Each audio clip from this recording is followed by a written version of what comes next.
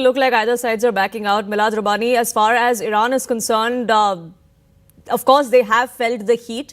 We did see the initial strikes where the Iranian leadership was pretty much wiped out. There are reports that Ali Larijani has also been eliminated, or at least that's what Israel is claiming now. So there is some amount of impact that this campaign by the United States and Israel has had on Iran. For how long can Iran go on? They have given a tough fight for 18 days, but for how long? Thank you for having me. And it's a very good question. Honestly, no one knows when this war will be ended. And I want to tell you, first of all, everyone, at least every wise person, condemn war and killing other people, genocide, war, are condemned in the common sense. But now we are observing that Donald Trump and Netanyahu attacked Iran, and Iran is under attack. No one knows when the war will be ended. But I want to tell you something about the Iranian regime. If this regime can survive this war, no one can stop them. And, they have a voracious appetite to killing people. I live in the Middle East and in Iran, and I feel it with all of my skin and blood. And I know what kind of creature is this regime. Some civilians are casualties of this war, and I strongly condemn this. I don't like my countrymen to be civilian died in this war, and no one likes. But let me take something into your consideration.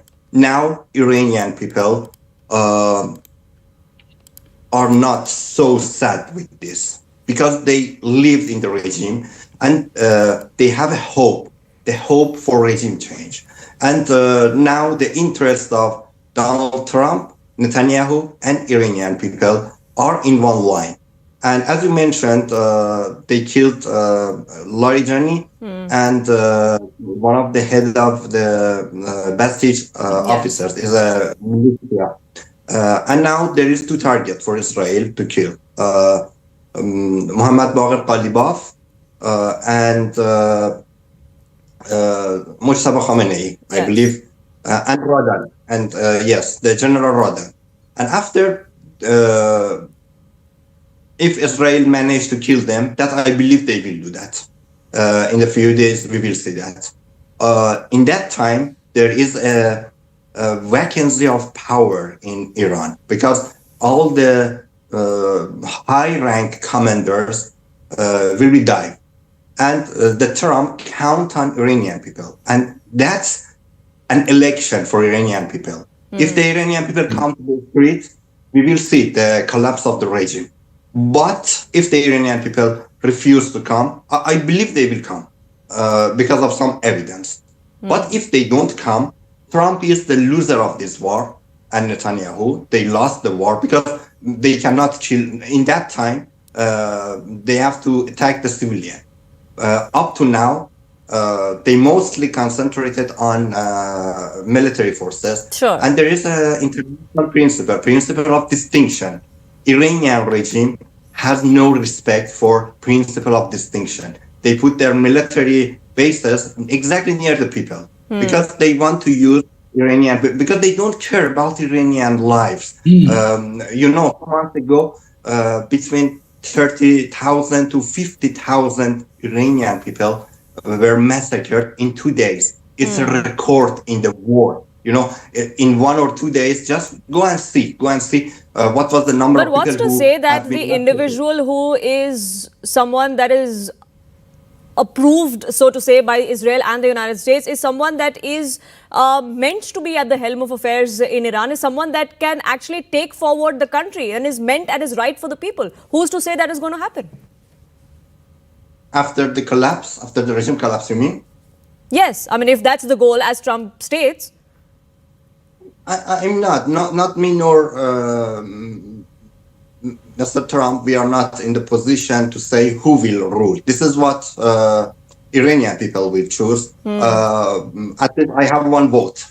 As a one vote, I can't say I can vote to the person I want. But sure, the next Iranian regime will face the matter of legitimacy unless they respect the three principles: principle of secularism, principle of republic, and the principle of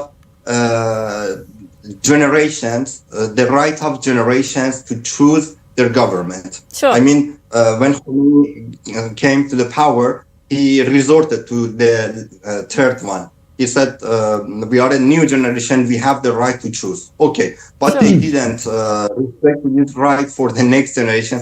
And that's why now we see there is conflicts in Iran, and conflicts continues. And the regime, the only thing they have, their last resort is suppression. And now they are in this phase. And the only thing they can do is to suppress the people. And the prisoners in Iran are full.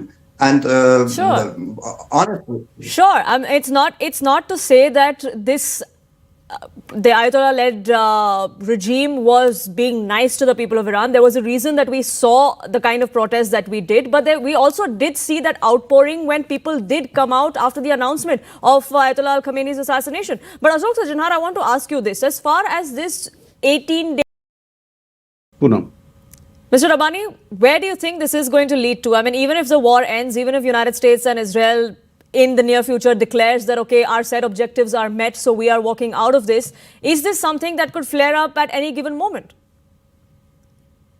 with this situation and with this new leader, it is absolutely a defeat for Netanyahu and Trump if they withdraw from this war without any achievement. Because now the achievement is chaos in the region. I believe the Trump counted on the street movements after that. Speaking of miscalculation,